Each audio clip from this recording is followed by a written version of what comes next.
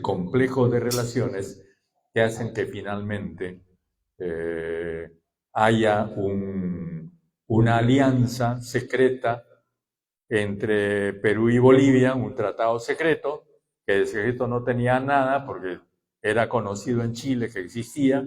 Argentina no quiso hacerse cargo del tema.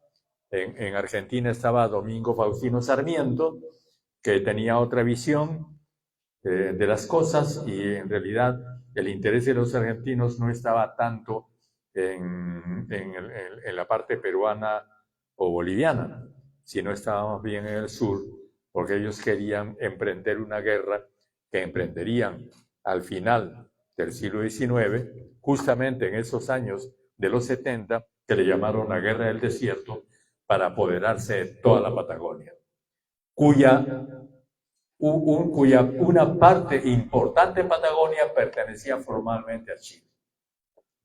Bueno, ya sabemos esta historia. La guerra con Chile tiene varias partes. Una primera parte en que fracasa la coalición Perú-Boliviana. Uno hoy día dice, pero qué triste, ¿no? Qué triste pensar que haya gente que pensaba que un ejército como el ejército del general Daza, boliviano, tiene que llegar, 4.000 hombres, tiene que ir a pie.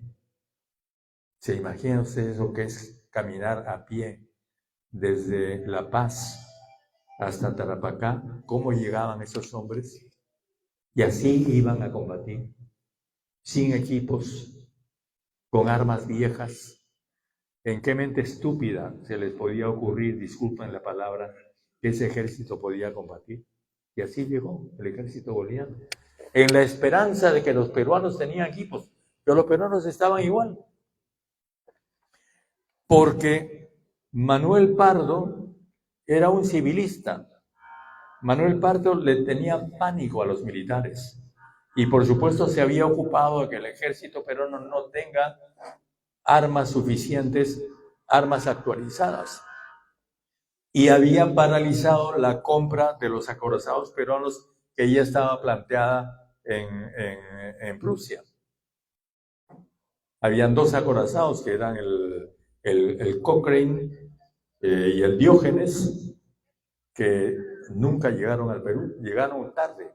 Nunca llegaron en realidad, pero fueron embargados por Inglaterra. Porque además la estupidez de esta gente, disculpen que use esta palabra tan dura, hizo que pensaran que Inglaterra podía ponerles cañones. Es decir, Prusia, la actual Alemania, construía los acorazados, Inglaterra les ponía cañones. Cuando llegaron a Inglaterra, los ingleses dijeron, perdón, ¿y la plata que nos deben? Primero, somos neutrales, dijeron los ingleses, no queremos meternos en esa guerra. Y además ustedes nos deben, así que esto queda embargado. Y esos acorazados nunca vinieron al Perú.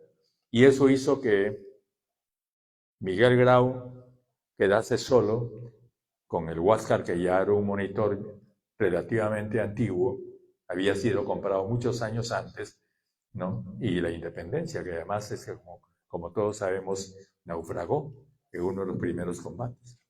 Entonces el Perú quedó sin flota, quedó absolutamente indefenso. Y en esas circunstancias es que los chilenos, el general Patricio Lynch, que era un general que había combatido en el ejército británico como soldado, había hecho su carrera militar en el ejército británico, en la guerra con China, en la guerra del opio, ¿no? Es el que toma Lima, en las condiciones en que todos conocemos. Primera fase de la guerra con Chile, tristísima para el Perú. El sacrificio de Bolognesi, de Alfonso Ugarte, cuyas almas que son indescriptiblemente puras, Grau también, y todos los combatientes del monitor Huáscar. Hay que decir que en el monitor Huáscar, en la superficie, eran marinos peruanos, incluido Grau, el comandante, el almirante, pero las máquinas estaban gobernadas por ingleses. El monitor era manejado por ingleses y en los fogones habían combatientes negros.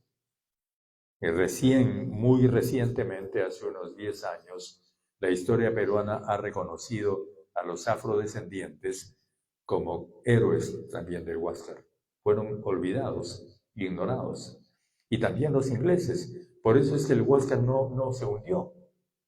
Porque el último almirante que ya defiende el Huáscar cuando está derrotado, antes de que sea abordado por chilenos, ordena que sea hundido. Pero los ingleses, por supuesto, no lo iban a hundir. Entonces, se negaron a cumplir la orden y los chilenos lo capturaron y ahí lo tienen ustedes en Chile como una pieza de museo, ¿no? Un trofeo de guerra, ¿no?